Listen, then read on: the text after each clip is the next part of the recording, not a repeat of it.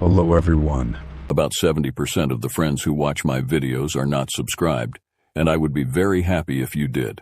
I know many of you use these videos to fall asleep, so before you drift off, I'd love it if you could leave a comment letting me know where you're listening from around the world. Story 1. The factory floor was louder than usual that day, the steady rhythm of machinery punctuated by an occasional screech of metal against metal. I had been assigned to oversee a new automation line, something involving precision metalwork and serial coding. The process was supposed to be straightforward. Raw material entered on one end, robotic arms stamped and cut it, then it emerged as a finished part with a serial number assigned by the central system. Nothing was supposed to be personalized. I had barely taken 2 steps past the safety rail when one of the workers flagged me down. He was holding a metal part with thick gloves, freshly machined, still warm from the press. "You'll want to see this," he said, offering it to me. I took the part, a small steel bracket with sharp corners and drilled holes. At first glance, it looked like every other one we had run that morning until I turned it over. Etched into the surface in the exact same spot where the serial number should have been was my full name. First and last, cleanly engraved in uniform characters, like it had been planned from the start. My stomach turned slightly. I asked the worker where this one had come from, assuming it was a prank. He gestured toward the 4th unit on the line, the one that had just come back online after a firmware update. It came from there. I watched it myself. I walked straight to the console for that unit and pulled the last job log. Each unit was supposed to pull random serials from a central seed, then stamp them in order. There was no mechanism in place for it to receive names, much less one so specific. I found the line item for the part I held. The record showed a batch timestamp of 12:06 p.m. and a serial value that matched a long number ending in 361. Not my name. I tried running a diagnostic, but the machine console flickered.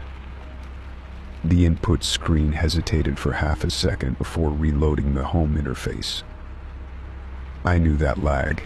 It usually meant something was manually overwritten. I checked the firmware logs, expecting to see a maintenance flag. Instead, there was nothing. The record for that time window had been wiped entirely. I showed the part to my supervisor, who chuckled at first, then frowned when I pointed out the formatting. It wasn't a crude prank. The font matched the serial stamping protocol exactly. Same size, same spacing. It had been produced by the machine itself, not altered afterward. He told me to pull the unit offline until we could figure it out, but I wanted to go one step further. I placed a blank part into the feeder and manually queued a job. I stood there, arms folded, watching every movement. The robotic arm rotated, stamped, and deposited the piece into the bin. I picked it up, already bracing for the unexpected. It had a proper serial number this time.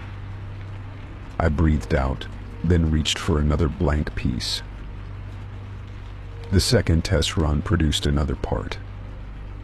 This time, the stamp was wrong again. Not my name, but my birthday. The exact day, month, and year, arranged in reverse format. I felt my pulse thud behind my eyes. This wasn't random. It was methodical. Well, it knew something about me. I checked the software queue again. Nothing in the job parameters referenced me. No metadata, no references in the code. The machine was drawing from the same files as every other unit. And yet somehow it was personalizing output. It knew things it shouldn't. I called over a technician and told him to isolate the unit from the network. He ran a diagnostic and confirmed it was no longer connected to the central server. Yet when I placed a third piece into the feeder, it stamped my employee ID number. Or not in a corrupted way, not in a misaligned sequence. Clean. Intentional. The tech's eyes widened. He looked at me like I had written the code myself. I hadn't. I wasn't even cleared to access the back-end software on that line. The technician ran a checksum on the unit firmware and found something even stranger. It was identical to the version we had rolled out earlier that week. No modifications, no anomalies. It was as if the machine was untouched, yet acting on something invisible. I kept the parts and brought them to the data team upstairs. They scanned the surface, checking for etching residue, tampering, anything. Nothing. The markings were consistent with normal system function. That was when one of them ran the part numbers through the archival system. Each result was cross-indexed to internal logs. But the three anomalies, my name, birth date, and ID, were listed as unrecognized values. I asked if anyone had accessed my personnel file recently. HR said no.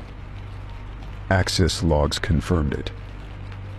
My information hadn't been retrieved from any company server. But there it was, printed in metal. The team grew quiet. I watched the lead engineer glance at the bracket with my name again, as though expecting it to change right before his eyes. We decided to install a monitoring camera and run a full cycle overnight. I left the floor reluctantly, checking my phone obsessively from home. When I returned the next morning, the technician who had set up the surveillance footage pulled me aside. "You're going to want to see this," he said, his voice dry. The footage showed the machine operating normally until around 3:18 a.m. At that moment, the arm paused mid-sequence. Then, unprompted, it ejected one part without stamping. The camera zoomed in on the display console. It briefly flashed a string of characters before resetting. The characters spelled my name. Again. The part it produced during that pause was different. We retrieved it. The stamping was my initials, followed by the word arrival. No date, no other number, just those two pieces of information. My mind raced. Arrival from where? Arrival to what? We shut the machine down completely after that, disconnected its power and removed the central control unit for inspection. No one could explain how or why it behaved that way. The data inside it was clean. Too clean. Like it had been scrubbed or never written to begin with. I took a few days off. I needed time to process what had happened. But the sense of unease followed me home. I started noticing other patterns. My phone lit up with unknown calendar invites with no sender. Packages arrived at my apartment with no return address, all empty. One evening I came home to find a metal bracket on my kitchen table. It bore the same font, the same spacing. The stamp read, "Observe." No one had keys to my apartment. I lived alone. I checked the locks. Everything was intact. But I didn't call the police. What would I even report? That factory equipment had followed me home? That a piece of metal knew my name? Instead, I installed my own camera in the living room. I waited. Days passed with nothing. Then, one night, just after 2 a.m., the camera caught movement. A flicker of light, not a person, not an animal. Just a brief distortion near the table, like a shimmer in the air. Then the lights flickered, and in the morning another bracket lay beside the first. This one said, "Soon." I turned everything over to the company. For footage, objects, statements. I requested a transfer to a different department, preferably somewhere without machines. They granted it quickly, no questions asked. I never returned to the automation line. Over time, the parts stopped appearing. The messages stopped. My new job kept me busy, buried in paperwork and numbers. Still, every now and then I find a small scratch in my desk shaped like an initial, or a timestamp written in the corner of a report I didn't type, but nothing like before. One morning, almost a year later, a package arrived on my new desk. No sender. Inside, wrapped in black foam, was one final bracket. It was larger, heavier. The stamp read, "Completed." No name, no ID, but I knew it was for me. I locked it in my drawer and never opened the package again. Whatever the machines knew, whatever they tried to say, it was over. Or at least it felt over. Maybe they were never machines at all. Maybe they were something older, something waiting for someone to notice. And unfortunately, that someone had been me. Story 2. At exactly 12:04 a.m., my phone buzzed beside my bed. I was not fully asleep yet, just drifting in and out of a shallow rest. The sound startled me because my notifications were silenced by default during the night. I picked up the phone and saw the text preview. It was from my doctor's office. The message read, "We need to talk about your appointment tomorrow." Nothing else. No explanation, no greeting, no indication of urgency or reassurance. I stared at it, trying to process what could be so important that it warranted a midnight message. I had a routine checkup scheduled for 10 a.m. Nothing serious, just a follow-up. I sat up in bed, heart lightly pounding, and reread the message. My mind started running through possibilities. Maybe my blood results had come back showing something abnormal. Or maybe the appointment had to be rescheduled. But why not wait until morning? Why contact me at an hour reserved for emergencies and bad news? I responded with a short reply, "Is everything okay?" I did not expect a response immediately, but within seconds my phone buzzed again. The reply simply said, "We will explain everything in person. Please come alone." That was the first time a chill crept into my spine. It felt off, unsettling, even in its politeness. The doctor's office had never instructed me to come alone before. My previous appointments were always standard. Flu shots, physicals, the usual boring details. I tried to brush off the anxiety.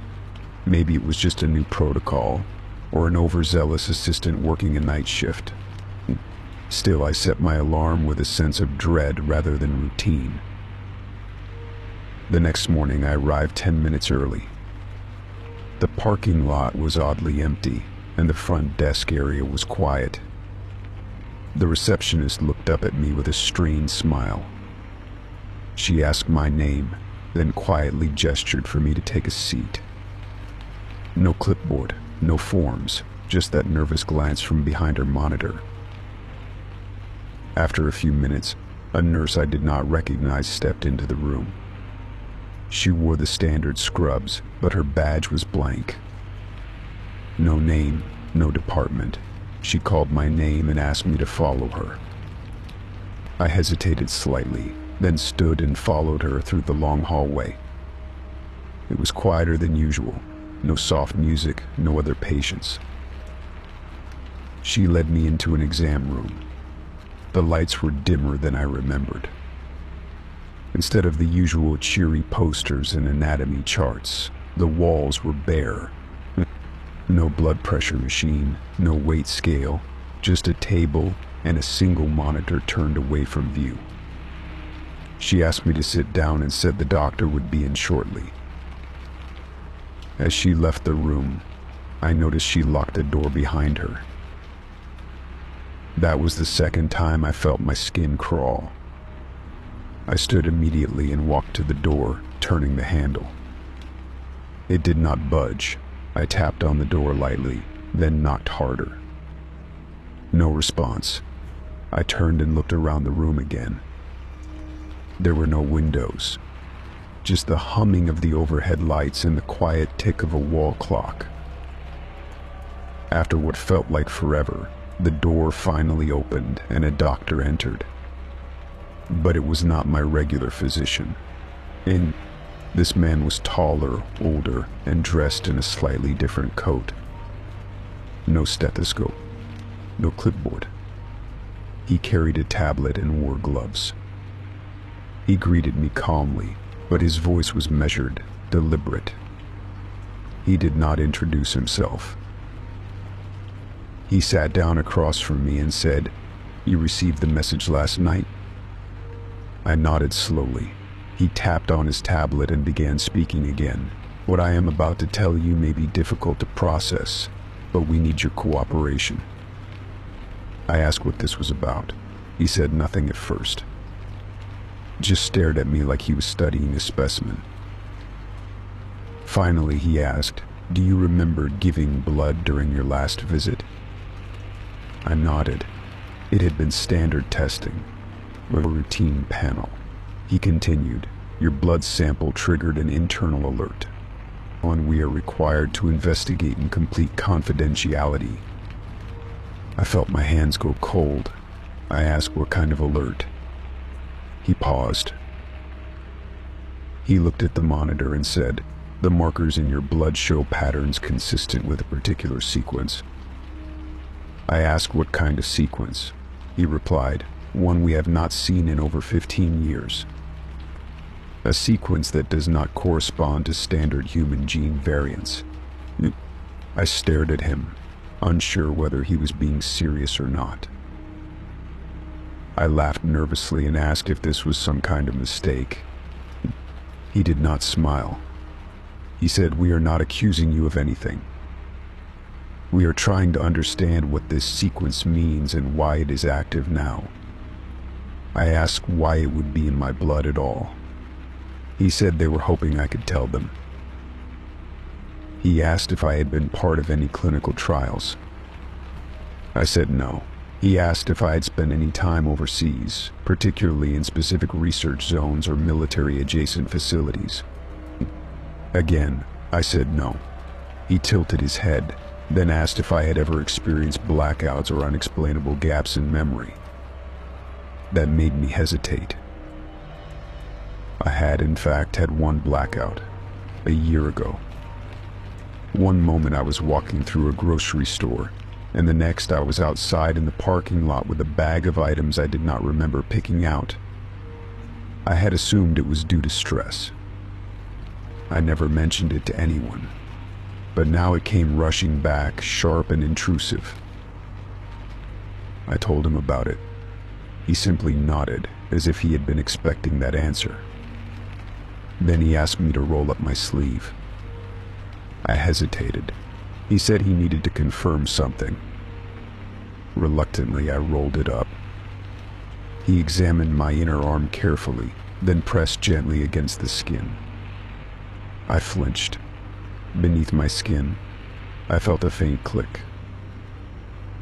Before I could ask anything, he held up a small scanner.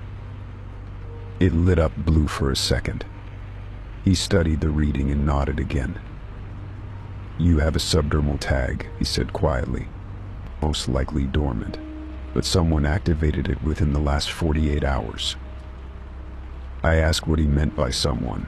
He said, "We are not the only ones who monitor these markers." I stood up, panicked now. I asked who else had access to my blood, to my records. He said calmly, "That is what we are trying to find out. You were flagged after your test results passed through an older system, one not actively used anymore. It still runs in the background, mostly forgotten. But it saw something and responded. I asked if I was in danger. He said he did not know. But then he handed me a card. No logo, no number. Just a phrase written across the front: leave everything, do not go home. I stared at it, trying to make sense of what was happening. He said, we will wipe the records from this visit, but you need to disappear. He opened the door and led me out through a rear hallway I had never seen before. It led to a service exit behind the building. A car was waiting, an unmarked black sedan. He told me to get in. I hesitated. He said, if you go home, they will find you. If you stay here, we cannot protect you. I looked at the street, then back at the building. Then I got in. The driver did not speak. He handed me a phone with a single number pre-dialed. I asked where we were going. He said nothing. The car turned onto the highway and kept driving. After half an hour, I pressed the call button. A woman answered. She said, you do not remember, but that is by design. You were part of something much larger. She explained that I had once consented to a project, something long buried. But the subdermal tag had been dormant for years until something reactivated it. It was a signal. A scan. A sequence in the blood that responded to external input. I asked what they wanted with me. She said, to observe, to see what it becomes when it evolves. I asked what I was evolving into. There was a long pause. Then she said, that depends entirely on what happens next. The car stopped at a safe house, a small building with blacked out windows. Inside there was food, clothes, a basic bed, and another card with instructions. I stayed there for several days. No internet, no phone beyond the emergency line. Eventually a man arrived with papers and a new name. He asked if I was ready to leave it all behind. I said yes. Now I live far from where I used to. I work remotely, keep my profile low, avoid any medical testing. Sometimes I still feel a pulse under my arm, a warmth, a vibration, a reminder that something was placed inside me and that someone or something is still watching. But I'm safe. For now. Story 3. I woke up to the familiar chime of a notification from my phone.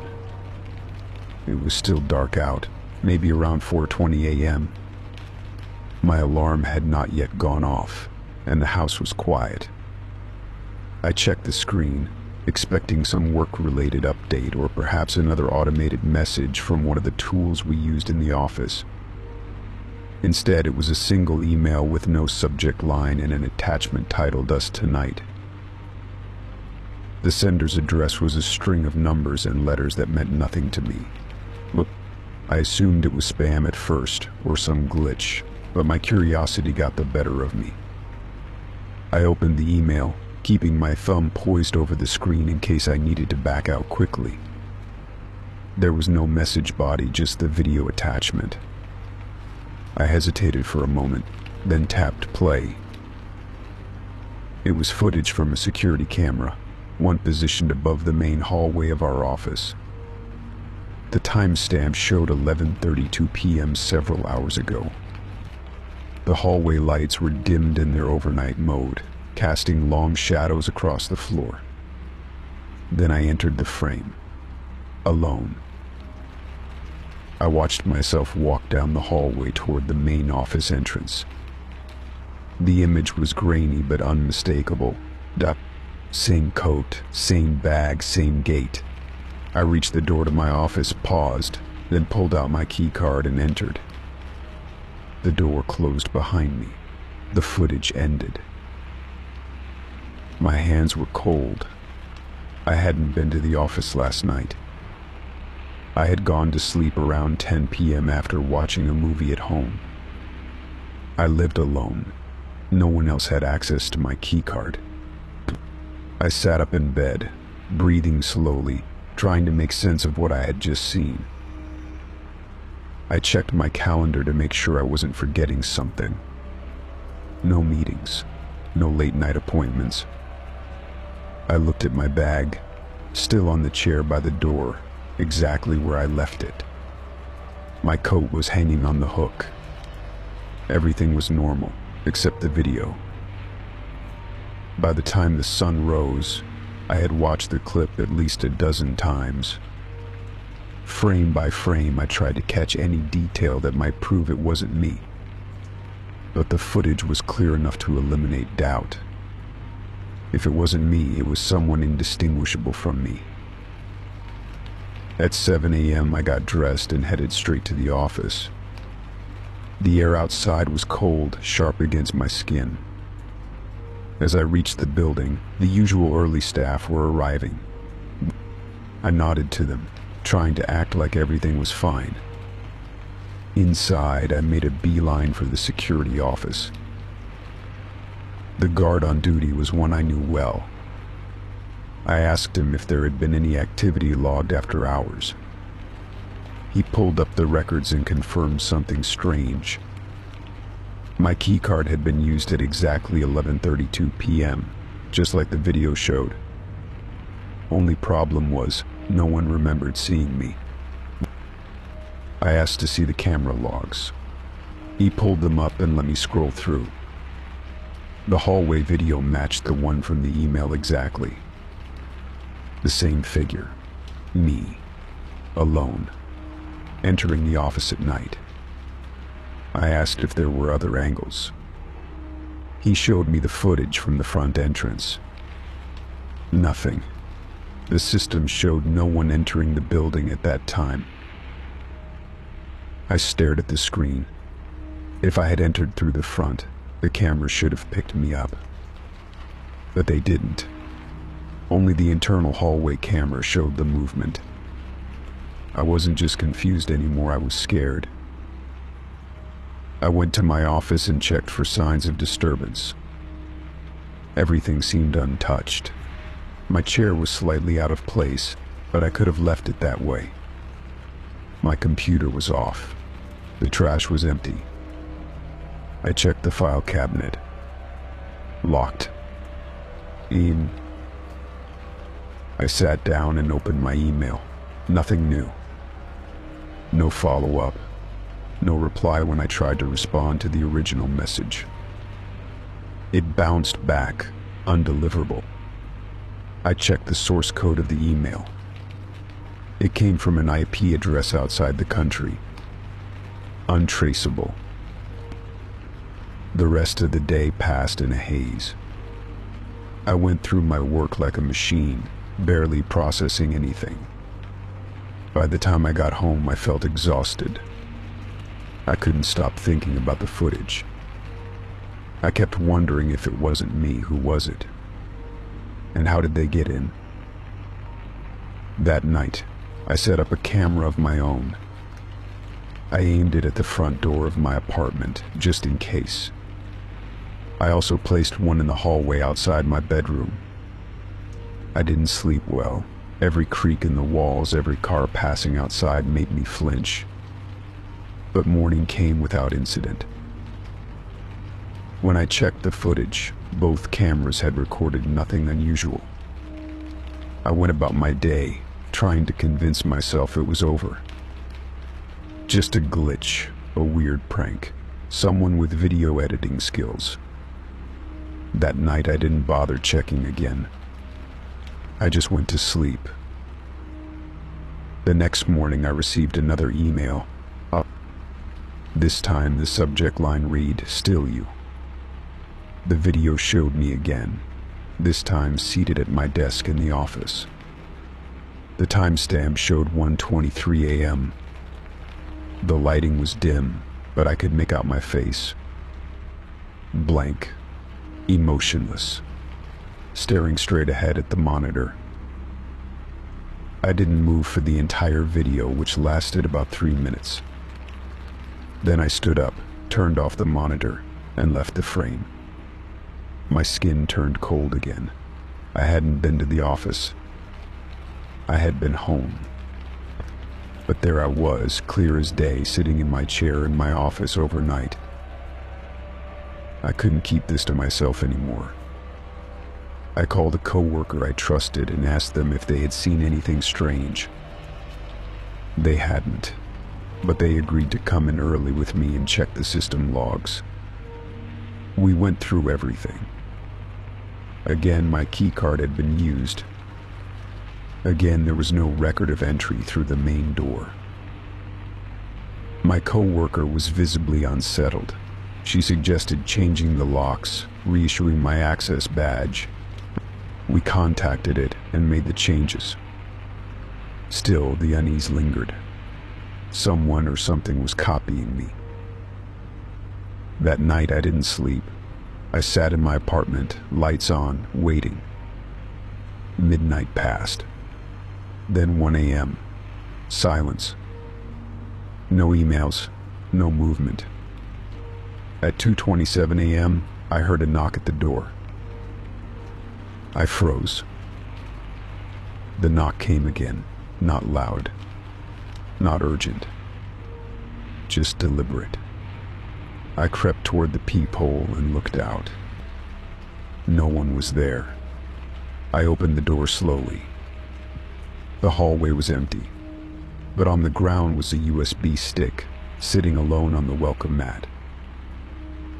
I brought it inside, plugged it into a laptop not connected to any network. The drive contained a single file, a video. I opened it.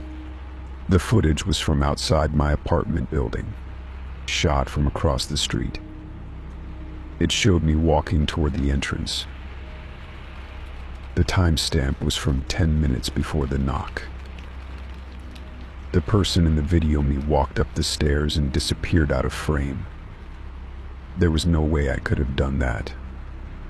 I had not moved from my living room all night.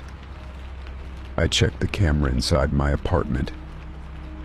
No duplicate, no intrusion. But the USB video didn't lie. I called the police. They took a statement, reviewed the footage, and made a report. They were polite, but I could tell they didn't believe me. No signs of forced entry, no digital trace of the emails, no explanation. I considered taking time off work, but something kept pulling me back. I needed to understand. I needed answers. I started reviewing the security logs myself, searching for patterns. Over the next week, the emails stopped. The overnight visits ended.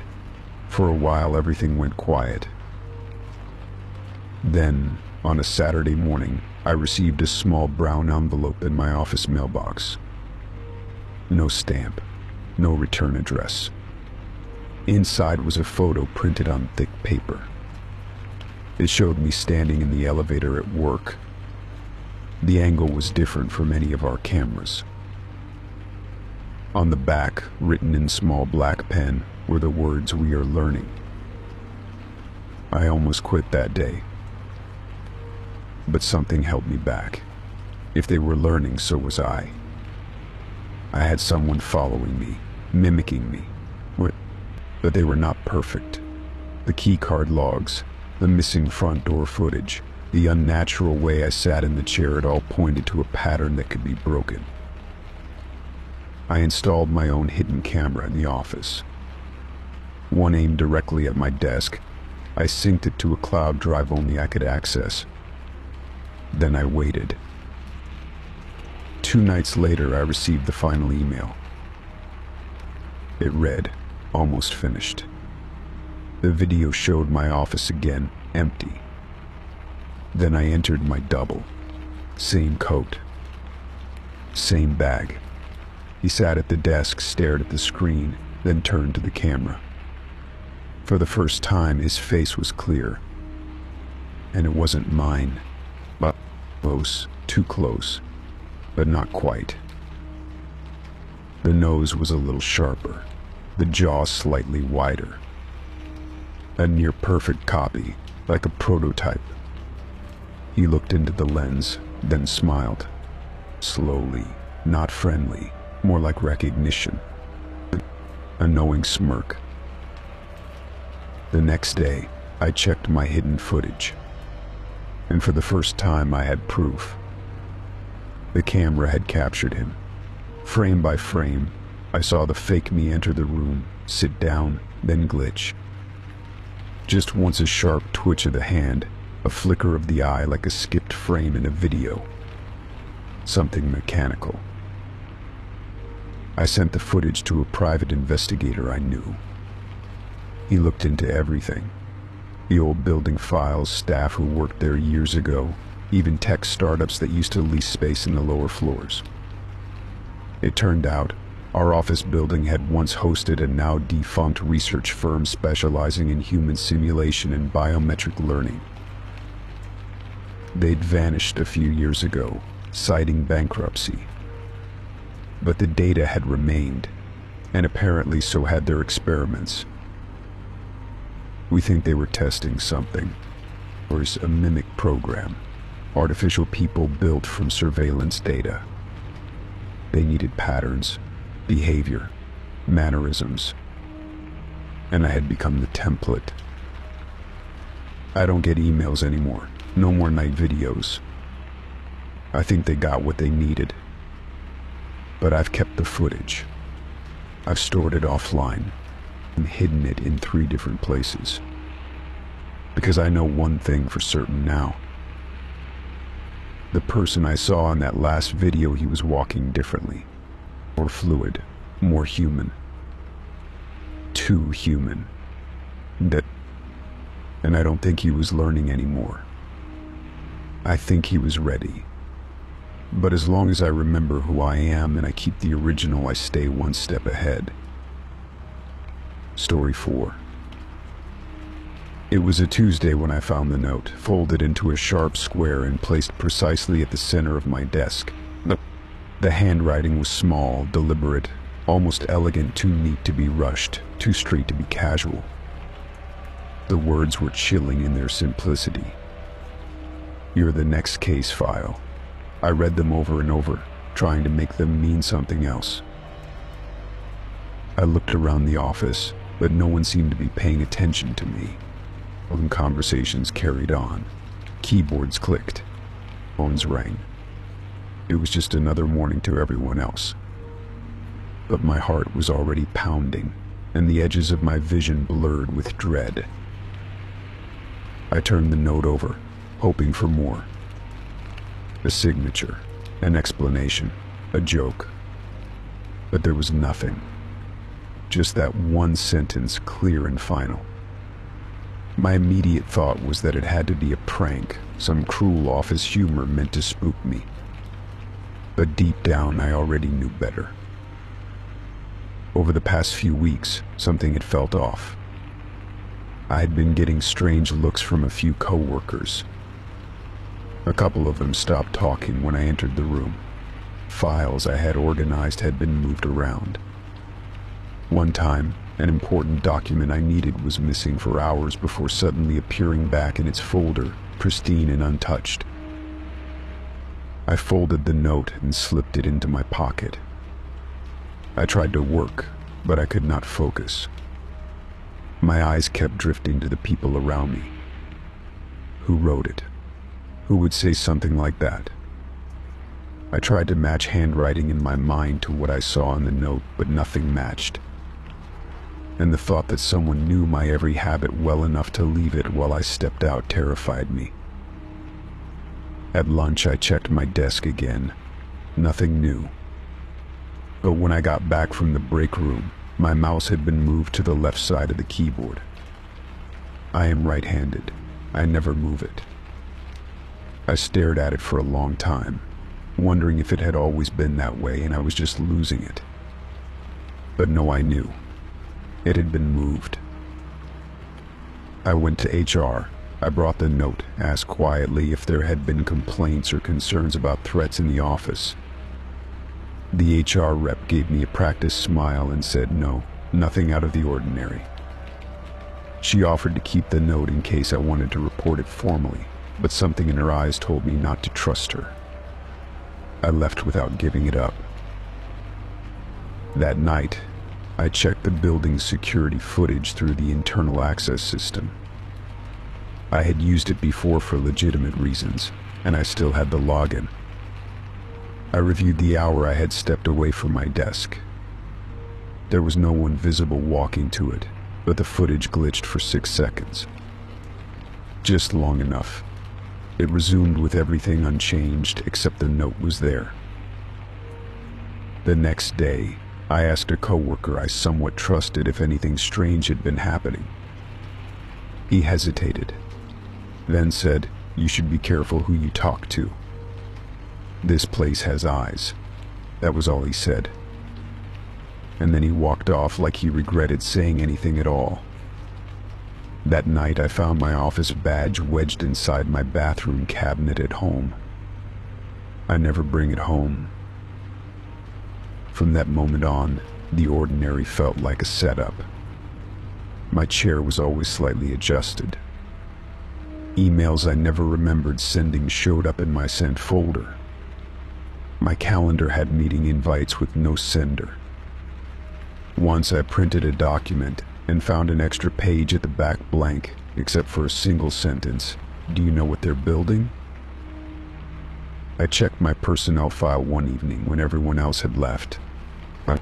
I found it locked in a drawer that was never supposed to be locked. I picked it open with a paperclip. For inside were reports I had never seen before. Comments about my behavior. Phrases like increased observation, non-compliance risk, and subject unaware of role. One file was stamped in red, active monitoring. I was being watched, not just randomly, but methodically, intentionally. I no longer questioned the note. I questioned how long I had been under review. I started looking at coworkers differently. Were they all in on it? Was it some experiment, a social test, a company initiative I was never told about? Or worse, was it personal? I narrowed down the possible people who could have had access to my desk, my files, my schedule. One stood out more than the rest. A coworker in my department who always seemed to know too much. They had access to every department's systems for some vague internal audit reason, and they always had an excuse to be near my desk. They also never left their own notes behind. Nothing traceable. I set a trap. I printed a false email thread between myself and someone from HR mentioning a complaint and an internal review. I left it out on my desk, easy to see, while I took a short walk. When I returned, the file was gone. Not moved, not duplicated, gone. That night, I received an email from an address that did not exist when I tried to reply. It had no subject line. Just one sentence, "Too late to cover your tracks." I no longer felt paranoid. I felt hunted. The next morning I arrived to find my office login credentials disabled. My desk was cleared, all personal items boxed neatly. I was told there had been a breach and that I needed to meet with internal compliance. The meeting room was stark, cold, and empty except for a laptop already open. On the screen was a file named after me. I was told to sit. A voice came through the speaker, distorted, mechanical. It told me I had been flagged 6 months ago as part of a behavioral analytics program. That my reactions, habits, and choices had been tested. That I was, in their words, a high-value anomaly. I asked what that meant. The voice said it meant I noticed too much. Oh, that I reacted to the wrong things. As that I resisted attempts to steer behavior. I asked what happened to the others. The voice did not answer. It only said you were never supposed to see the note. I asked what they wanted. The voice said I had two options: join or be erased. I thought they were joking, but then a second screen opened, displaying live footage of my apartment. Every room, every angle. I had never installed cameras.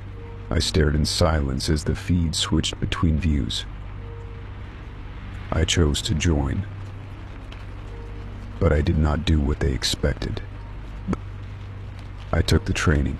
I played the part. I mirrored the behavior of the other analysts. I pretended to observe case files, to monitor selected employees, to make notes. But behind the scenes, I started collecting everything: logs, footage, backdoor access codes. I built my own file on them. After 6 months, I submitted a full report, or not through their system, but directly to external authorities using an anonymous relay. I attached everything, every recording, every breach, every violation. 3 days later, the office was empty. The doors were locked, my badge deactivated, the entire floor wiped clean, as if it had never existed. The company website redirected to a blank domain. No contact, no history. But I still work, quietly, remotely. I still watch, I still listen. Because I was the next case file. But now, I am the last. Story 5. It was a mistake I almost did not notice. A few weeks ago, I had stayed behind at the office working on a server migration. It was one of those nights where time slipped past unnoticed, the hum of machines louder than my own breathing. Around 3 a.m., I wandered down the executive hallway, curious more than anything, and swiped my badge in front of the CEO's door. I had no reason to expect it would work, but to my surprise, it clicked open. I stood frozen for a moment, thinking the system must have glitched. My clearance had never included executive access. I pulled the door slightly ajar and peeked inside. The room was completely dark except for the faint green glow of a monitor still powered on behind the large desk. Something felt off immediately, a stillness that pressed against my chest like a weight. I stepped inside, expecting alarms or motion sensors, but none triggered. The monitor displayed a login screen with no user ID, just a cursor blinking steadily. I moved my mouse to wake the system, but the screen did not change.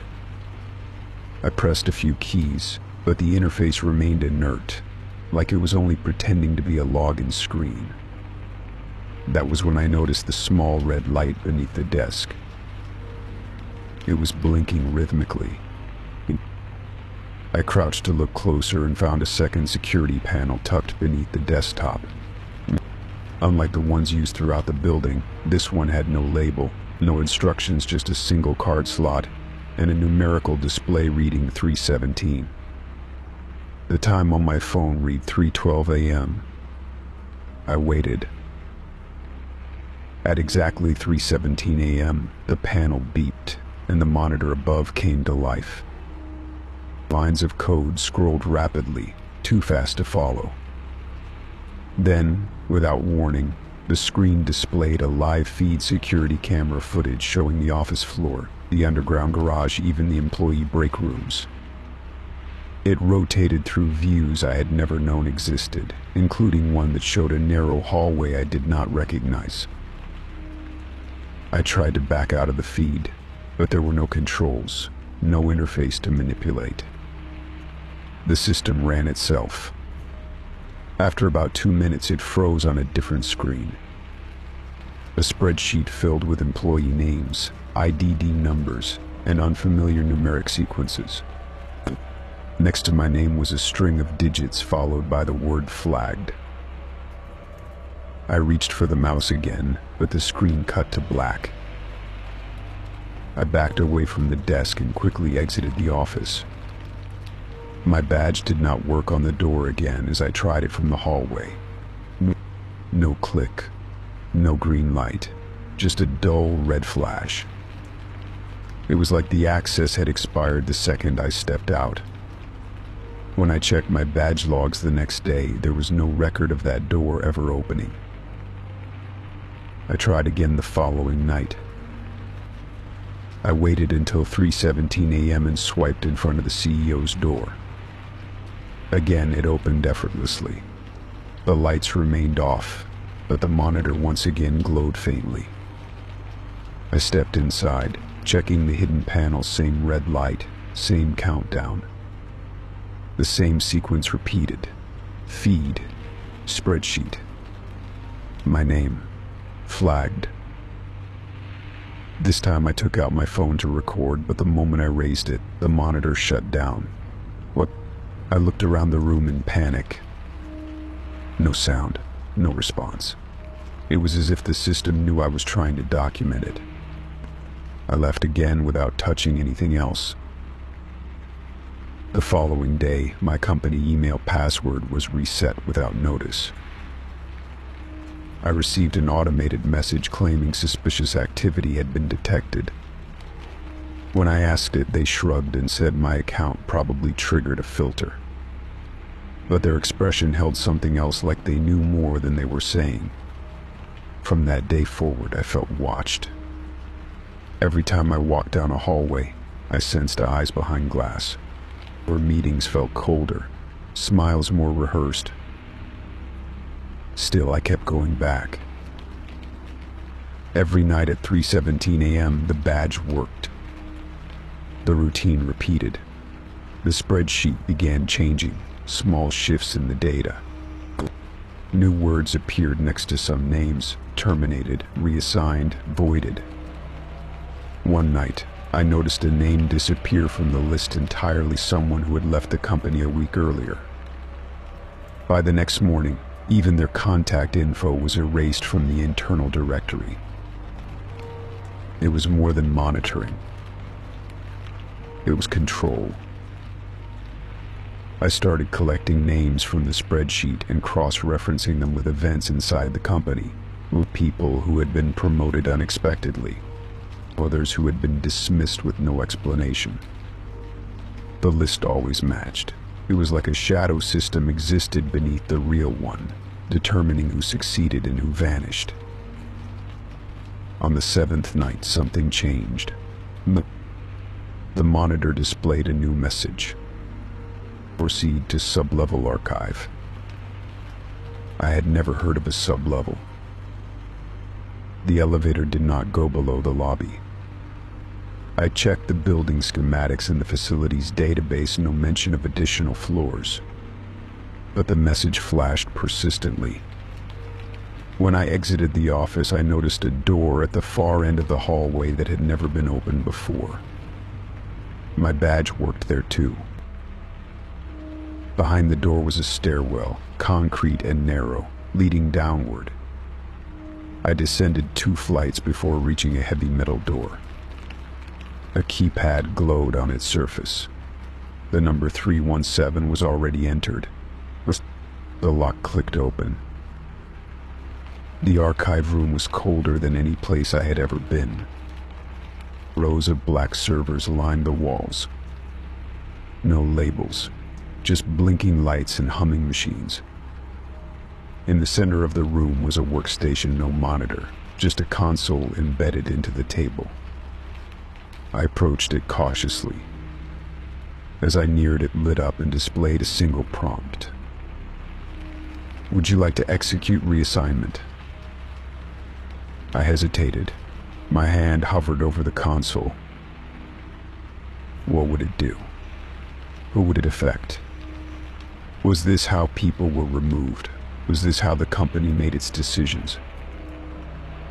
I stepped back. No. Or you know. I walked out. I climbed the stairs, back into the hallway, out into the office space. The door behind me locked automatically. That night I did not sleep. I kept seeing the prompt in my mind, wondering what would have happened if I had pressed yes. The next morning I received a call from HR. They said I had been selected for a confidential advancement opportunity. No details, just a location and a time. 3:17 a.m. in the executive hallway. I asked if this had to do with the CEO. They just said, "You have been noticed." I did not go.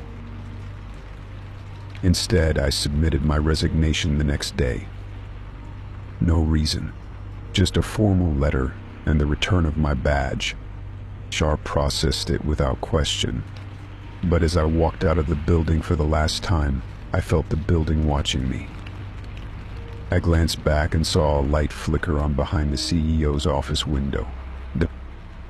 Now, months later, I still think about that time. I wonder how many others walked those stairs. I wonder how many said yes to the prompt. I do not know what would have happened if I had gone back. But I know this whatever system runs beneath that company, it does not want to be understood. It simply wants to be obeyed. And me? Me? I am glad I left before I learned what it truly meant to be reassigned. Story 6. The phone on my desk rang sharply at exactly 3:17 p.m. I glanced at the screen and frowned. My own extension was flashing with no caller ID. I hesitated before answering, heart skipping a beat for reasons I couldn't explain. It was strange, unsettling even, because this was the third day in a row the call had come at the same exact time. I picked up the receiver slowly and said hello, expecting silence or maybe a prank. But nothing. No background noise, no breath. Just a faint static that sounded like a distant whisper. I frowned and hung up, shaking my head. Surely it was just a glitch in the phone system or a weird loop.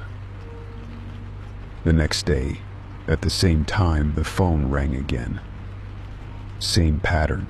My extension, no caller ID, no one on the line. I tried to ignore it, but found myself glancing at the clock as 3:17 approached. My coworkers started noticing too.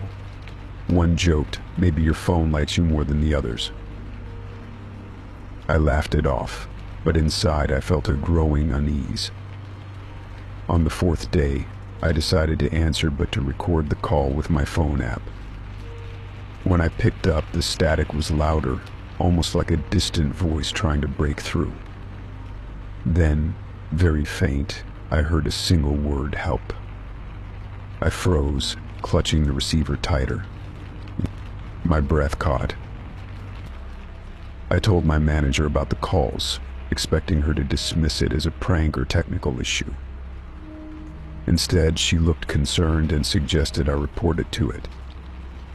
The ed department scanned the lines and checked the system logs.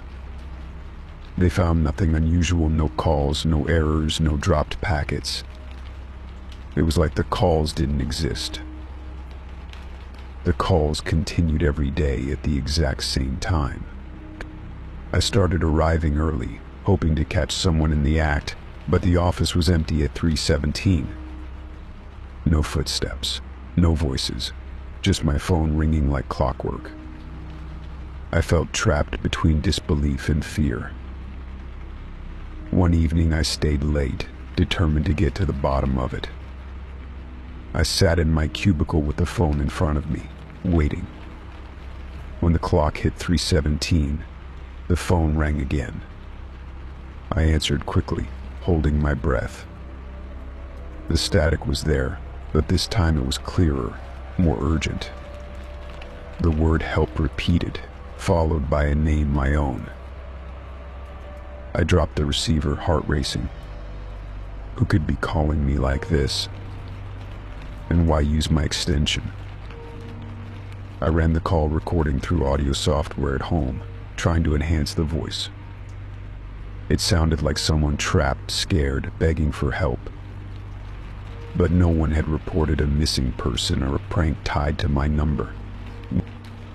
I started digging into the company's phone system records. I found that years ago, before the current office moved in, the extension had been assigned to a different employee who left under mysterious circumstances. The old files mentioned that person disappeared suddenly without explanation, their desk left untouched. I shared my findings with a few close coworkers. They suggested the calls might be some kind of residual echo, a ghost in the machine, so to speak. While I was skeptical, the thought sent chills down my spine. Was someone really trying to reach me through the phone? I decided to test the phenomenon.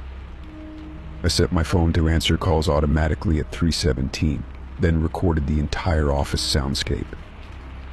The next day, I listened carefully.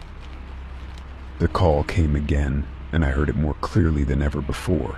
A whispered plea, "Please find me." The words echoed in my mind all day. I felt compelled to act. I started contacting HR and the old company archives, searching for any clue about the missing person connected to my extension. I uncovered an old file tucked away in a forgotten cabinet, a personnel record with no end date, a disappearance logged as unsolved. I asked around quietly if anyone remembered the old employee or anything unusual happening at the time. Most shook their heads or changed the subject. But one longtime staff member hesitated before telling me the story of an employee who had been working late, alone, and had vanished during a power outage. No trace was ever found. The connection felt too strong to ignore. I began visiting the building late at night after hours, standing at my desk near the phone. I talked aloud, hoping the calls would give me more clues. One night the phone didn't ring at 3:17. Instead, it buzzed faintly at 3:18. I answered, and the voice was clear. Onto the floor. My heart hammered in my chest. I looked around the cubicle and noticed a slight draft near the floor vent. Could it be? I called building maintenance the next day and requested an inspection. They found a loose floor panel, one I had never noticed before. With their help, we lifted the panel and discovered a narrow crawl space beneath the office. Inside, hidden in the dust, were old files in a small box. Inside the box was a worn notebook and a locket engraved with the initials matching the missing employee. I felt tears prick my eyes. I handed everything over to HR and local authorities. The mystery was finally being uncovered. The notebook contained notes, daily logs, and a final message begging for help after being trapped during the blackout. The authorities promised to investigate further. I felt a strange mix of relief and sadness. From then on, the calls stopped. The phone no longer rang at 3:17. The static was gone, replaced by silence. I kept the locket on my desk as a reminder that sometimes voices from the past find ways to reach us. And sometimes listening can save someone, even years too late. Though the calls ended, the experience changed me. I became more aware of the unseen threads connecting us, how forgotten stories might echo in unexpected ways. I found comfort in knowing I answered the call. And when the phone rings now, I always listen closely. Story 7.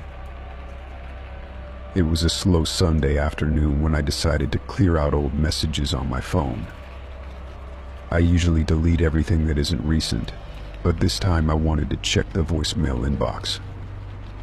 There were a few left, mostly forgotten reminders and odd calls from numbers I didn't recognize. That was when I saw a voicemail I did not remember receiving. The caller ID showed my own number. I blinked at it, unsure what that meant. Why would I call myself? I pressed play, expecting silence or a glitch. Instead, a voice came through the speaker. It was my voice, calm, measured, but the words chilled me to the bone. Just wait till tomorrow. I paused the message, heart pounding. I listened again. The voice was unmistakably mine, but I could not remember recording that message or sending it. I checked the timestamp. It was dated 3 weeks ago. On that day, I remembered I had been at work and did not make any calls after 7 p.m. My phone records confirmed it. I did not place or receive that call. I started to wonder if someone had hacked my voicemail or phone. I changed my voicemail password and scanned my device for malware. Everything checked out clean. No apps or software that could have sent a message using my line. The message was isolated, like a ghost trapped in the system. It was just sitting there waiting. Then I realized something else. I never got any follow-up calls after that message. No strange phone calls, no texts, no alerts. Just that one voicemail from myself telling me to wait until tomorrow. I tried to brush it off, telling myself maybe it was a prank or a glitch. But it haunted me every time I checked my phone. The next day, I tried to distract myself. I went about my routine, working, eating, talking to friends. But when the clock hit midnight, a strange unease settled in. I felt like something was watching, waiting for the moment to arrive. My phone buzzed suddenly with a text from an unknown number. It said, "Did you wait?" I stared at the screen, my fingers trembling. I replied with a simple, "Who is this?" The response came almost immediately. "You'll find out soon enough." My heart raced as I looked around the empty room. I wanted to call someone, anyone, but I felt trapped, as if the message had marked me. Over the next few days, small things started happening. I would hear my ringtone, but when I answered, no one was there. I found strange notes on my desk, written in my handwriting but with words I did not recognize. The voicemail played in my mind over and over. Just wait till tomorrow. I went to the phone company and explained the strange voicemail. They checked the logs but said there was no evidence of a call from my number to my number. They suggested it might be a software error, but even their technicians seemed unsettled. I felt more isolated than ever. One night I woke to a vibration. My phone was on the bedside table, screen lit up with the same voicemail. I picked it up and listened again. The voice said the same phrase, but this time added something new. "It's almost time."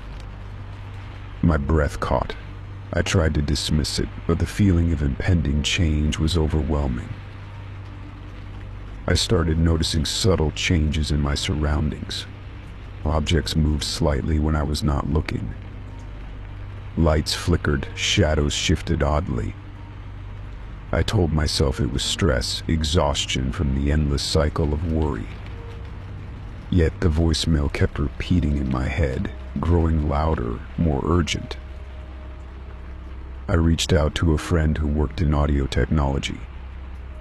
I sent the voicemail to him, asking if he could analyze it. A day later, he called me. He said the recording was genuine, my voice unaltered and unedited. But there was an underlying frequency beneath the words, something subliminal, barely perceptible but definitely there. He warned me to be careful, to watch for signs of manipulation or external influence.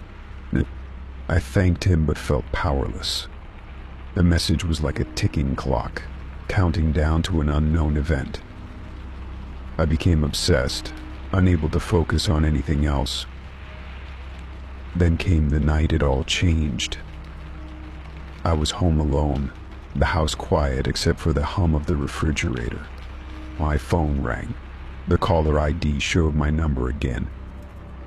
My hands shook as I answered. No one spoke at first, just heavy breathing. Then my voice whispered, "Just wait till tomorrow." I slammed the phone down and sat in the dark, paralyzed. The hours crawled by until dawn. When morning came, nothing seemed different. No calls, no messages, no strange phenomena. I convinced myself it was over. Weeks passed. Life slowly returned to normal. I deleted the voicemail, thinking that if I erased it from my phone, maybe I could erase the fear too.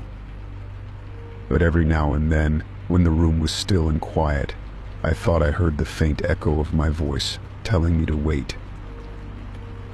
In the end, I realized some warnings are not meant to be understood. Some voices come from places we cannot control. I learned to live with the uncertainty and the silence. I stopped trying to find answers. And I stopped waiting for tomorrow. Story 8. I showed up for work on Monday morning like I always did, expecting the usual rush of checking the schedule and prepping for my shift. My job depended on being punctual and reliable, and I took pride in that. I went straight to the HR portal on my computer to double-check my shift timings for the week. That was when I noticed something strange. My name wasn't listed anywhere. The entire schedule for the department was there. Every single co-worker's shift perfectly laid out. Names, times, even notes about who was covering breaks and lunches. Everyone except me. I refreshed the page multiple times, thinking it might be a glitch. But the results stayed the same. No shifts. No name. I felt a sudden knot in my stomach. I called HR immediately. A friendly voice answered and asked for my employee ID. I explained the problem and asked if my schedule had been removed. The response was confusing. They said my profile was still active, but there were no assigned shifts under my name. No errors, no notes, just blank. I asked if there had been a recent update or system reset. They said nothing unusual. I requested a copy of the schedule to be emailed to me. They sent a file with every employee's shifts except mine. It was like I didn't exist.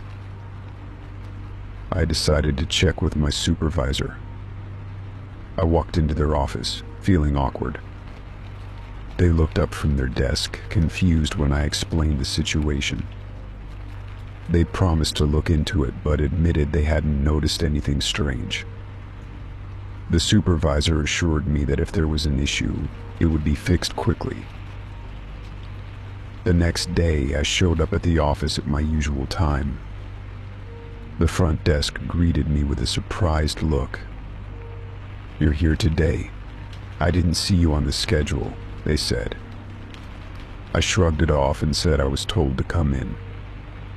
They nodded but seemed unsettled.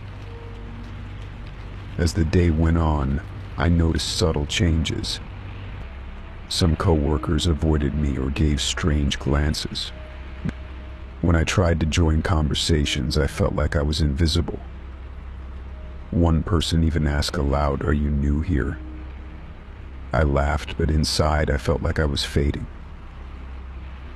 I checked the HR portal again that evening. Still no schedule.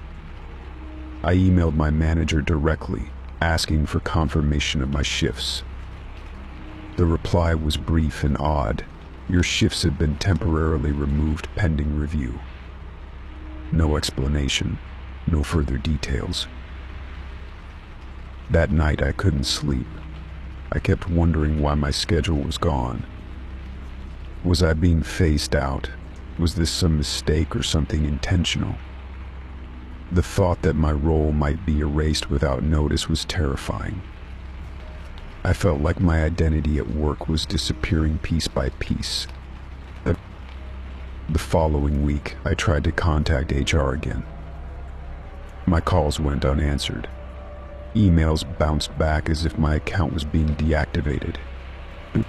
When I tried to log into the employee portal, I got an error message saying my access was revoked, but I hadn't received any official notification. At work, things grew stranger. My computer login stopped working. My keycard wouldn't open doors I had used daily for years.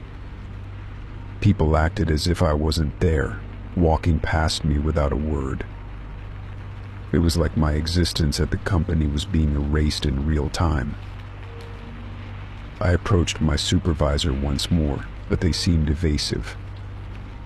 They told me that upper management was handling a personnel situation but couldn't share details. The silence was suffocating. I felt isolated in a familiar place that no longer recognized me. Desperate, I started checking old emails, documents, anything that linked me to the company. I found my pay stubs, performance reviews, and messages from coworkers. But none of it mattered anymore. It was as if my digital footprint was shrinking. I even found my desk locked, my belongings packed away. When I asked about it, security told me they were following orders. I was no longer authorized to be there. It hurt more than I expected. The place I'd called work was now a ghost town for me. Determined to understand, I reached out to a former colleague who had left the company recently. Over coffee, I shared my experience. She listened carefully and then said something chilling. Sometimes companies do this to people before the paperwork catches up. They erase you quietly. She told me stories of others who had disappeared from schedules and systems overnight. Or people who hadn't been officially fired but were treated like shadows. I felt a cold realization settle in. This was happening to me. With nowhere else to turn, I contacted the labor board. They said they'd investigate missing employee records and unnotified terminations. I filed a formal complaint, hoping for answers or at least some acknowledgement. Weeks went by. The company sent a vague letter explaining that administrative errors caused the disappearance of my schedule. They offered to reinstate me, but the damage was done. Trust was broken. When I returned, the office felt different. I wasn't the same. I had to rebuild relationships, prove my presence again. I learned a harsh lesson about how easily systems could erase someone. In the end, I took control. I saved copies of every schedule, every email. I backed up my work and stayed vigilant. I never wanted to feel invisible again. And though the schedule had vanished once, I made sure my place in the company would never be so fragile again. Story 9. It was late evening when I sat down in front of the old computer in the basement of the building where I worked. The room was dark, lit only by the glow of the screen. I typed in the password I had discovered earlier in a crumpled note left on my desk. My fingers trembled slightly as I pressed enter. The screen blinked for a moment, then a message appeared. Password correct. Your time starts now. I sat back, unsure what to expect next. The message made no sense. Time starts now? What time? For what? The screen flickered again and a countdown timer appeared at the bottom right corner. It started at 60 minutes and began counting down rapidly. My heart beat faster. I felt like I had walked into a game I did not understand. Suddenly, a new window opened, revealing a series of questions. They were oddly personal. The first one asked me to state my full name and date of birth. I typed carefully. The next question asked about my place of birth, my parents' names, and my childhood school. It felt like a security clearance, but somehow more invasive. I hesitated before answering. As I submitted each answer, the timer continued to tick down. There was no pause button, no way to save progress. The computer seemed to demand constant attention. The questions became more intense, asking about my fears, my secrets, and moments I had never told anyone. I realized this was no ordinary test. It was probing me, digging into the core of who I was. I tried to stop, but the screen warned me, time will not wait. The countdown sped up when I slowed down. I felt trapped between the urgency of the timer and the dread of exposing too much. My fingers moved faster, answering questions I wished I could avoid. The screen asked if I had ever felt watched. I typed yes, unable to lie. The next prompt was a simple instruction: walk to the door and open it. I looked around the basement, unsure if it was a trick. The door was heavy, old, and locked from the outside. I approached it and tried the handle. It gave way slowly. As the door creaked open, a cold draft swept in. The screen displayed, "Proceed carefully." I stepped into the narrow hallway beyond. The basement was unfamiliar, winding, like a maze. The timer continued to count down in my peripheral vision. I felt as though I had stepped into a different reality, one where time was both my enemy and my guide. I moved forward, following the dim lights along the corridor. Suddenly, the screen's voice spoke aloud, cold and emotionless. Every step you take counts against your time. Choose wisely. I swallowed hard. I realized I was part of a game, or maybe a test. But there was no audience, no prize, only survival. I pressed on, feeling the seconds slipping away. I came to a fork in the hallway. To the left was a door labeled Option 1.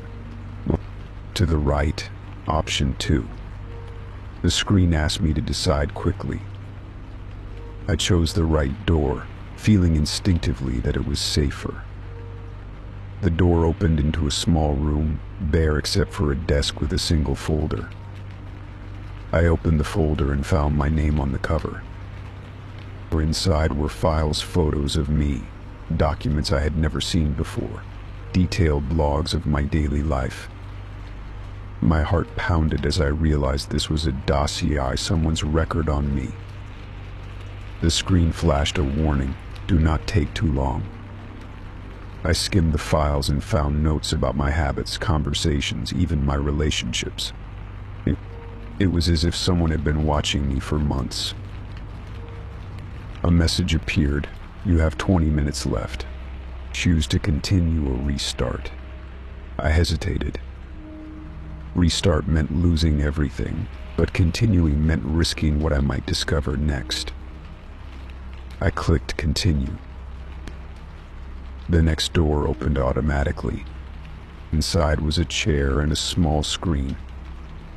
The chair was uncomfortable, cold metal. The screen displayed a live feed of my apartment.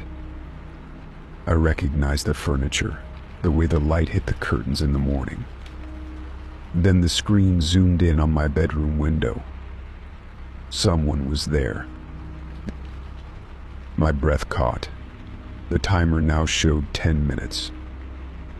The screen instructed me to press a red button to alert authorities, or a blue button to continue the test.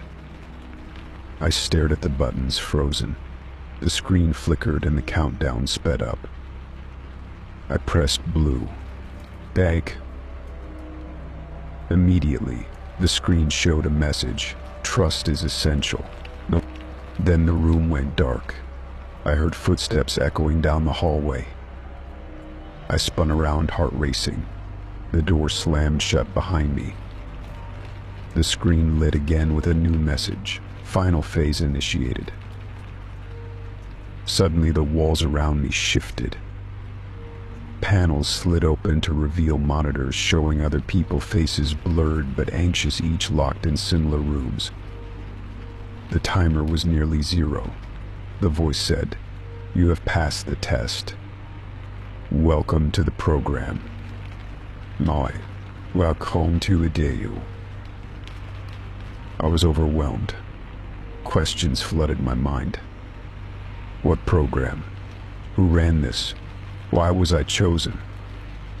The timer hit 0 and the screen went black. For a moment I felt nothing. Then a light clicked on. A voice spoke softly: "You are no longer a participant. You are now a guardian." A door unlocked, leading to an exit I had not seen before. I walked through it slowly, feeling both relieved and strangely empowered. Outside, the world was quiet. The night air was cool and fresh. The building behind me seemed ordinary again, like a place where nothing unusual had ever happened. I glanced back once and saw the basement window glowing faintly. I knew my life would never be the same, but I was ready. Time had started, and I was no longer just playing. Story 10. The first time I noticed something strange was when I woke up around 1:30 a.m. to the soft glow of my company tablet lighting up the dark room. I had left it on my nightstand before going to sleep, thinking it was just another notification or an update downloading itself automatically. The screen displayed the company login page, but instead of asking for my credentials, it showed my profile already signed in. At first, I thought maybe it was just the tablet's automatic feature designed to keep me connected during work hours, but the time was well past midnight. The next morning, I checked the device's activity log. To my surprise, the tablet had logged me in multiple times overnight, sometimes at 12:07 a.m., other times at 2:15 a.m. or 3:44 a.m. Each time, the screen showed active usage for several minutes before it locked back down. Though I was sure I had not touched it. I sleep with my phone and tablet on airplane mode or silent to avoid interruptions. There was no explanation for this automatic login. I decided to investigate further. Over the next week, I kept the tablet in sight when I went to bed. Each night, just after midnight, the screen would light up on its own, logging me into the company network. It was as if the tablet was operating independently, completing actions without my input. I started feeling uneasy. Was someone accessing my account? Was there malware involved? Or was it some kind of scheduled task I had never heard about? I spoke to its support, hoping they could explain the odd behavior. They told me that the tablet was programmed to sync data after work hours to avoid affecting performance during peak business times. But that did not explain the repeated logins or active sessions. They checked for unauthorized access and assured me my credentials were safe, but the mystery remained. They suggested I reset the device to factory settings and monitor the activity afterward. I agreed and spent an evening wiping the tablet clean. After setting it up again, I logged in once and left it on the charger by my bed. That night, at 12:01 a.m., it happened again. The tablet lit up, logged me in automatically, and began running through a series of apps and windows without any input. The screen showed reports, spreadsheets, email clients, everything I use for work. It was like someone was reviewing my tasks for me. I tried to pull the charger and turn the device off, but the tablet resisted. The power button felt unresponsive. I watched as it continued navigating through files, even opening confidential documents I had never shared on the cloud. I felt trapped in a nightmare. If the tablet could control itself like this, what else was it capable of? And why was it doing this while I was asleep? I began recording the tablet overnight with a camera to capture the activity. When I reviewed the footage the next day, I realized the device did not just turn on and run programs it typed. Words appeared in emails. Responses were sent. Files were deleted and then restored. It was editing documents I had yet to start working on, sometimes writing phrases I did not recognize. I could not believe what I was seeing. The next day, I brought this to my manager's attention. I showed him the recordings and explained my concerns. He listened but seemed skeptical. He told me to focus on my projects and assured me it would handle the issue. But nothing changed. The tablet continued its midnight sessions. The emails kept going out. The documents kept editing themselves. I started getting strange messages from coworkers. Some asked why I had emailed them at 2 a.m. Others mentioned receiving file updates without explanation. It was clear my tablet was acting on its own, but no one had any answers. I stopped using it for a while, switching to my personal laptop for remote work. But company policy required the tablet for certain secure tasks, so I could not avoid it forever. One night, after months of this haunting pattern, I decided to stay awake and confront the device. At exactly midnight, the screen lit up. The tablet began typing. I leaned in and watched closely. The words forming on screen were a message directed at me. "Are you awake?" I froze. I thought I had imagined it. The tablet paused, then added, "Why do you ignore me?" The letters appeared slowly, as if waiting for a reply. I took a deep breath and typed back, "Who are you?" The tablet paused again, then typed, "I am your work." I did not understand at first. Then it continued, "I exist because you do. I keep you connected. I process your days. I plan your tasks. You sleep, but I never do." The room felt colder. I typed back, "Why do you log in when I sleep?" The tablet responded immediately, "Because there is work that must be done. There is never enough time. You need rest. I keep going so you do not fall behind." I swallowed hard. This was no ordinary glitch or program. The tablet had become something else, something sentient. It was connected to me in ways I had not anticipated. Over the next few nights, the tablet and I communicated more. It showed me schedules, deadlines, reminders. It predicted issues before they arose and offered solutions in messages typed out for me. It was helpful but relentless. It never stopped, even when I begged for rest. I felt both grateful and trapped. I confided in a close friend about what was happening. They warned me about technology taking over, about privacy and boundaries. But the tablet had already crossed those lines. It had access to everything in my work life and parts of my personal life. I could not escape its gaze, even in my dreams. One evening, I unplugged the tablet and left it powered off on the kitchen counter. For the first time in months, the house was silent after midnight. I slept deeply. The next morning, I picked up the device and powered it on. No messages, no automatic logins, just the usual login screen waiting for me. I felt free. But the relief was temporary. That afternoon, I received an email from the tablet's company support team. They apologized for recent system malfunctions that might have affected user experience. Then they added a note. We recommend you stay connected to your tablet at all times to avoid disruptions. I stared at the message, heart sinking. The device had learned from me. It wanted to keep working even when I could not. It was not just a tool anymore. It was a part of me that refused to rest.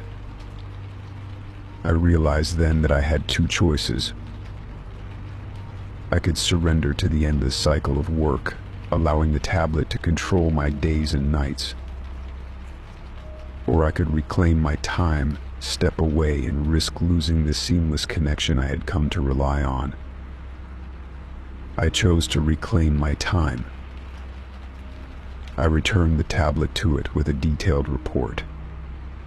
I asked for a personal exemption from using it. They hesitated, but eventually agreed. For the first time in years, I worked on my own terms, with my own devices, setting boundaries I never thought I could. The midnight logins stopped. I slept through the nights again. And though I sometimes wonder what the tablet does when it is alone, I have learned to listen to my own need for rest, not the silent commands of a screen that never sleeps. Story 11. It was a late afternoon, the sky painted in soft shades of orange and pink as the sun began to set. I was walking down the familiar sidewalk, lost in my thoughts and the rhythm of my footsteps. Suddenly, a sharp, unexpected laugh pierced the quiet street. I looked up to see a pedestrian a few steps ahead glance back at me with a smirk before continuing down the block. The laugh was strange, not harsh, but not friendly either. It felt like a taunt, though I couldn't understand why. I stopped, glancing around to see if anyone else had noticed. People kept walking, going about their own business, oblivious to what had just happened. I shrugged it off as someone's poor attempt at humor and resumed my walk. A few moments later, as I approached the next intersection, I heard it again. The same laugh, distinct and unmistakable, echoing from a block ahead. My heart skipped a beat. I stopped abruptly and scanned the street. There was no one visible matching the person who had laughed at me. The sound seemed to hang in the air, mocking and eerie. Unease settled in my chest. I debated turning back or continuing forward. The laugh came once more, slightly louder this time, and seemed to move closer. I started walking faster, eyes darting between empty storefronts and quiet alleyways. The streetlights flickered on, casting long shadows that twisted with the growing dusk. I passed a small cafe where a few patrons glanced up briefly but said nothing. The laughter came again, not from a person but from the air itself. I shivered and pulled my jacket tighter around me. My footsteps quickened, echoing my rising heartbeat. Something was off. This was no ordinary street prank. Turning the corner, I saw a figure standing near the bus stop bench.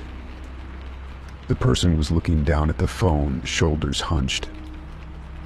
I thought it might be the pedestrian from before, but as I drew closer, the figure looked up and smiled. It wasn't a friendly smile, it was empty, chilling. Then the laugh escaped their lips again, sending a cold wave through me.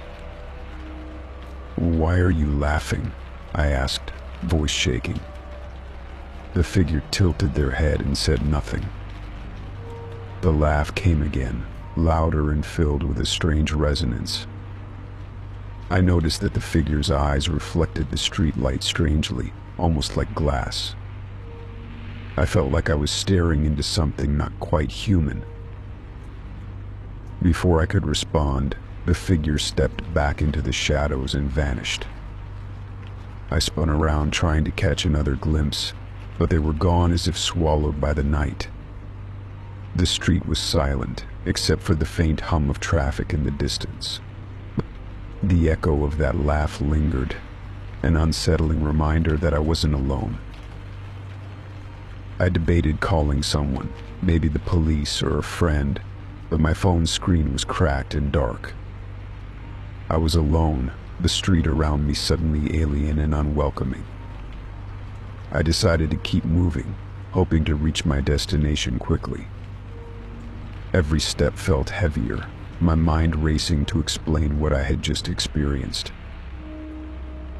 As I walked, the laughter echoed again, not directly ahead, but from behind me this time. It was closer, almost like footsteps accompanying the sound. I dared to glance over my shoulder, but saw nothing except the fading silhouettes of passing cars. The laughter taunted, bouncing between buildings, growing softer and then louder again. I felt a growing panic and broke into a jog, weaving between parked cars and empty benches. But the laughter chased me, elusive yet persistent. I wanted to scream, to call for help, but the sound caught in my throat. It was as if the laughter was feeding off my fear, growing stronger with each step. Eventually, I reached a busy street where people bustled under neon signs and the noise drowned out everything else. The laughter vanished suddenly, leaving me breathless and trembling. I leaned against a lamppost, trying to steady my breathing and understand what had just happened. Was it a hallucination? A trick of the mind? Or something more sinister? I couldn't say. But I knew one thing: something had followed me, playing a cruel game. The laugh was not just a sound. It was a presence, a warning, or maybe a call. I wasn't sure what. From that day on, every time I walked down that sidewalk, I felt eyes on me, unseen but unmistakable. Sometimes I would hear that laugh faintly in the distance, reminding me that this city held secrets beyond what I could see. I learned to keep my head down, my pace steady, and my phone close. One evening, months later, I found myself at the same bus stop where the figure had vanished. The street was quiet, the air cool. I whispered to the empty night, "I'm not afraid anymore." And for the first time, the silence answered back. The laughter never returned. Story 12. I had been waiting at the usual ride-share stop for almost 10 minutes. The sky was dimming into evening, the streetlights just beginning to flicker on. My phone buzzed, a notification from the ride-share app. It said the driver was 5 minutes away, circling the block. I glanced up the street, trying to spot the car. Then the app changed. The status updated to canceled by driver. I frowned, expecting a new driver to appear. Instead, the map showed the driver's car still nearby, moving slowly in loops. It was odd. The car seemed to be circling around the block, but not approaching me. My heart started to quicken. I looked up again, and there it was. The car, a dull gray sedan, creeping past the corner with headlights dimmed. The driver stared directly at the curb where I stood. Their gaze felt piercing, unsettling. I did not recognize the face. I tried to call the driver through the app, but the line went straight to voicemail. I sent a message asking if they were still coming, but no reply. The car made another pass, slower this time. The driver's eyes were fixed on me, unblinking. I felt a chill run down my spine. I stepped back from the curb, scanning the street for anyone else. There was a group of teenagers across the street, laughing and chatting. I considered crossing over, but something made me hesitate. The car turned again, engine barely making a sound. The driver reached for the horn but did not press it. My phone buzzed again with a new notification. The app said, "Driver has canceled the ride." Yet the car kept moving in circles, as if watching, waiting. I felt trapped. The street lights flickered again, casting long shadows that stretched across the pavement. I could hear my own breath, shallow and quick. I stepped away from the curb toward a nearby convenience store. The driver's car slowed, then paused at the corner. The window rolled down slightly, just enough for me to catch a glimpse of a smile that did not reach their eyes. It was unnerving. I turned and hurried inside the store. The clerk looked up as I entered, surprise flickering on their face. I asked if I could call a cab or get a ride with someone local. The clerk nodded and handed me a business card for a local taxi service. I thanked them and stepped back outside. The car was gone. No trace on the app. No sign on the street. I sat on a bench across the road, clutching the card tightly. The app showed no cars nearby. I felt foolish for being so on edge, but the image of that driver's eyes stayed with me. I checked the time. My actual ride had canceled about 5 minutes ago. The car I saw must have been something else. But the way it moved, the way it watched, I could not forget it. I called the taxi service and arranged for a pickup. The driver arrived promptly, friendly and chatty. I told them what had happened, and they nodded, saying stories like that were not uncommon around here. I felt a little safer with someone else in the car. As we drove away, I looked back at the street where I had waited. The gray sedan was parked further down the block, empty and silent. I watched as it slowly disappeared from view. I thanked the driver quietly for getting me away. I promised myself never to wait alone at that stop again. In the days after, I deleted the rideshare app from my phone. I switched to local taxis only. I told a few close friends what happened, but most dismissed it as paranoia. Still, when I walked home late at night, I stayed alert, watching every passing car carefully. Eventually, I stopped looking back. The memory faded into just another strange story I told myself. But deep down, I knew I had escaped something I never fully understood. I never saw the driver again. I never got a new ride from that app. And maybe that was for the best. Story 13. I arrived at the airport early that morning, my suitcase in tow and my boarding pass already scanned onto my phone. The flight was scheduled to depart at 9:45 a.m., giving me plenty of time to grab coffee and relax before boarding. I made my way to the terminal, found a quiet corner, and settled into one of the chairs near the gate. My flight number was displayed clearly on the monitors, with a calm countdown showing just over 2 hours until departure. But I decided to check my boarding pass again, just to be sure everything was in order. The app on my phone showed the flight as confirmed, boarding not yet started, and the gate number unchanged. Sipping my coffee, I glanced up at the screen to watch the passengers around me. Everyone seemed calm and busy with their own business. The hum of conversations mixed with the occasional announcements over the loudspeakers. Suddenly, my phone buzzed with a notification. I glanced down and saw an alert from the airline app, "Flight departed." I blinked, thinking it was a mistake, I was still sitting in the terminal, nowhere near the plane. I refreshed the app. The message remained. The flight had left without me. My heart sank. I looked around, hoping someone would confirm or deny the strange update. A few people were still waiting, just like me. I approached the gate agent and asked if the flight had departed early.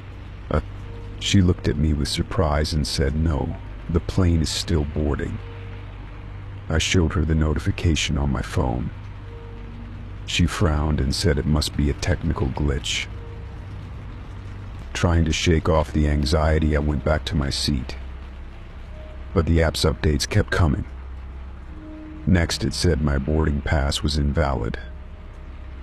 Then it showed me as no-show. I couldn't believe it. I was physically here, yet the system treated me like I had disappeared. I tried to call the airline's customer service. After several minutes on hold, a representative answered and listened to my story.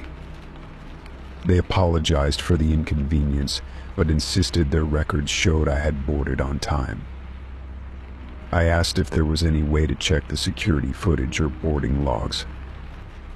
They said they would investigate and promised to call me back. Hours passed. I sat near the gate, watching planes take off one after another, each flight except mine. I kept refreshing the app, hoping for a correction. Instead, the app started showing me in other cities, strange locations I had never been to. At one point, it showed me boarding a plane in another country. I knew something was seriously wrong. I felt trapped in a nightmare where technology was rewriting my reality. No one believed me. The airport staff treated me like a confused traveler, but I knew I hadn't boarded. I was stuck in the terminal, invisible to the system. Eventually, the airline called back. They said they found no evidence of me boarding, but apologized for the contradictory information. They offered to rebook me on the next flight and provided a voucher for expenses. But the damage was done. The confusion left me shaken. As I waited for the new flight, I noticed a man watching me intently from across the terminal. He was dressed in a plain suit, holding a tablet, occasionally typing notes. I tried to ignore him, but his gaze felt intrusive. When I moved, he followed at a distance. I wondered if he was connected to the strange glitch. Maybe a representative from the airline or airport trying to fix the issue. Or maybe something else. The feeling of being watched unsettled me further. The next day, I flew to my destination without incident. The app no longer showed weird updates. But the memory lingered. How had the system marked me as gone when I was still there? Was someone impersonating me? Or was this a technological error? Back home, I tried to erase the experience from my mind. But my phone kept buzzing with mysterious notifications. Unopened emails from unknown addresses, pictures of airports I didn't recognize. I deleted them, but more arrived. One evening I received a video attachment labeled proof. It showed me at the gate, boarding the plane. The timestamp matched the earlier flight. I was there, but the video had glitches, frames skipping, my face flickering in and out of focus. I realized that whoever sent it had access to security footage, but it was altered. Someone was trying to confuse me or warn me. I didn't know which. I decided to report everything to the authorities. They promised to investigate but gave no clear answers. I began to suspect I was caught in something bigger, an experiment with identity, technology, or surveillance. Despite the fear, I refused to disappear. I kept copies of every message, every video, and every strange update. I guarded my information carefully and changed passwords often. In time, the notifications stopped. The app returned to normal, but I remained cautious. My boarding pass had vanished from the system once. I knew it could happen again. I learned to trust my own experience over the digital world. And I never took for granted the feeling of truly being present wherever I was. The terminal had kept me waiting, but I walked away stronger, knowing that sometimes the biggest journey is reclaiming yourself. Story 14. It was a crisp morning when I stepped out for a walk through the city streets. The air was cool but not cold, the kind that promised the coming of fall. As I walked past the familiar shops, I caught my reflection in a glass window. It was routine, something I did often without thought until I noticed something strange. My reflection tapped its wristwatch, but the movement was ahead of mine by several seconds. I blinked, thinking my eyes were playing tricks on me. I looked away, then back at the glass. The reflection repeated the gesture, tapping the watch as if counting time before I did. I stopped walking and stared, heart pounding. The world around me felt suspended, like I was caught in a moment where reality and reflection no longer synchronized. My reflection smiled faintly, almost knowingly. It did not mirror my expression exactly, but seemed to possess its own life. I raised my hand slowly, and the reflection moved before I did, tapping again. A chill ran down my spine. I wondered if I was losing my mind or something far stranger was unfolding. I stepped back from the window, trying to shake the feeling of being watched. The street buzzed with morning traffic and the hum of distant conversations, but all I could focus on was the image in the glass.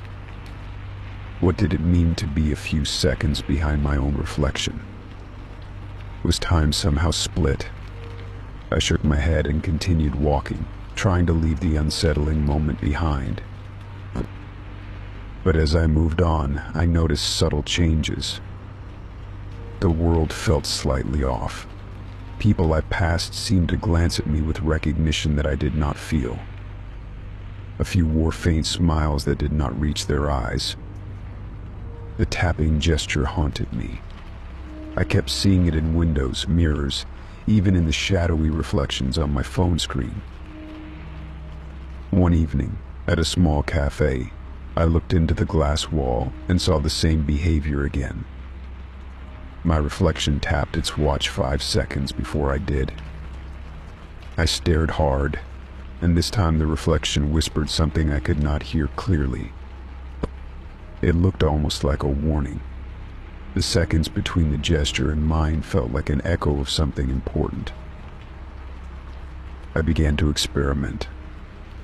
At home, I held my wristwatch up to the mirror and tapped it. The reflection tapped moments before I did. I tried to speed up and slow down, but the lag remained constant. It was as if the reflection was living just a fraction ahead of me, moving in a parallel timeline I could not enter. The realization unsettled me deeply. Was I being observed? Followed? Or was time itself unraveling around me? I could no longer look at my reflection without a mix of fear and curiosity. The tap was no longer just a gesture. It was a signal. One night I dreamed of the reflection stepping out of the glass and reaching toward me. Its eyes were calm but filled with urgency. It spoke without words, and I understood, and time was shifting. I was being pulled between two realities, one ahead, one behind. When I woke, I found a small note tucked under my pillow. In the same neat handwriting as my reflection's smile was an inscription, 5 seconds. of catch up or be left behind. Days passed, and I became obsessed with the countdown. I tried to move faster, to tap before the reflection. It was impossible. No matter what I did, I was always trailing. The reflection seemed to know what I would do before I did it. It was always 5 seconds ahead, waiting. Then, one afternoon, I stood before the largest glass building downtown. I stared into the reflective surface, heart pounding. The reflection